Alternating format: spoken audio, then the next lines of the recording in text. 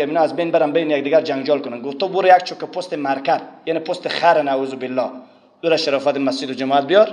گفت آیات کلام الله رو بروی پست خر نوشته کرد. گفت ایر ببر داخل تندور بنداز بسوزان و دو برادر خود همدیگر تباه و جنجال و برباد میشن. غیب گفتن و جادوگری به فتوای وهابی نه، به فتوای الله و پیغمبر صلی الله علیه و سلم مطلق کفر است. کافر میشه انسان. 14مین الفاظ کفری غیبگویی یا جادوگری است.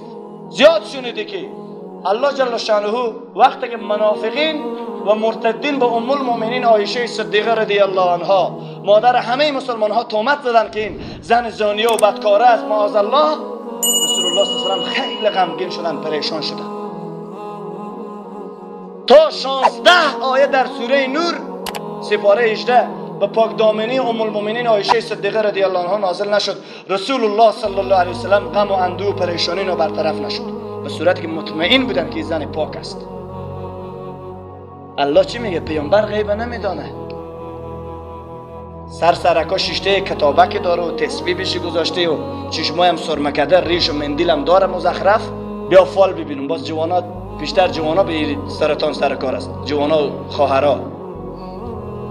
روی تعلیم ببینیم، فال میبینیم، باز فال میبینیم والله 2 ازدواج دیگه به پینک شما نوشته است. تالشم او میگه دست یک ماه فرار کنم از اون که دختر فروشا به 8 لک و 10 لک میده، 2 تا که شد تباه برباد میشه. بعد دیگه چی؟ یک مرتبه دیگه مریض میشی، 3 مرتبه خطر به پیش روی تو میایه. تعویضای چند؟ تعویض 2000، 5000، 10000. گوسفند بیار به این تعویض گوسفند بکاره بود، تعویض گاوی بکاره بود، تعویض مرغ بود، تعویض 20 تا تخم مرغ بود، تعویض نیم سر زعفران بود، تعویض. یکی از برادرها شماره تلفن پیش من هست. گفت رفتم پیش یک جادوگر، یک کاهن مرتد بیدین. گفتم 1-2 نفر بسیار بعد میخوایم که اینا از بین برن بین یکدیگر جنجال کنن. گفت تو برو یک چوک پست مرکب، یعنی پست خر، نعوذ بالله، دور شرافت مسجد و جماعت بیار.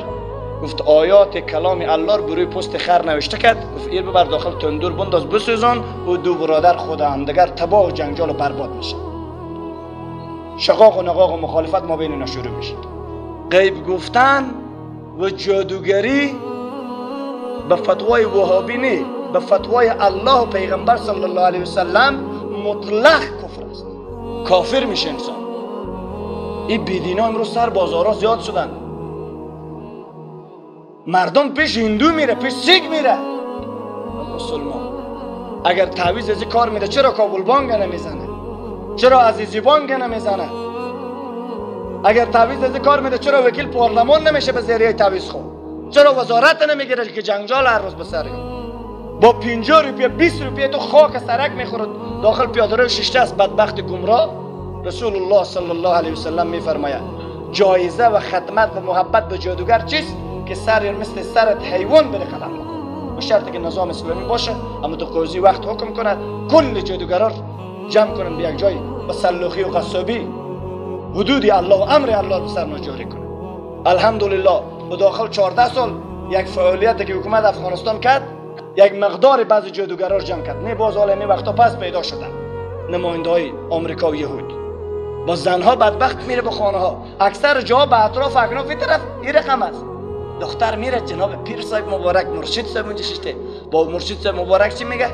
دختر شما باید 1 هفته به خانه ما اینجا باشه، شما برین باز بین درد ازی بسیار چیست.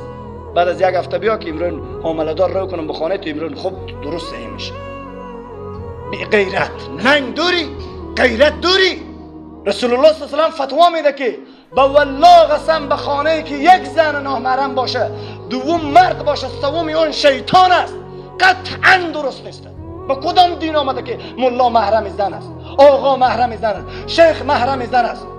هر کس چپن داشت و تسبیح 1000 دانگی داشت، مردم خور به پای میندازه سجده کرده.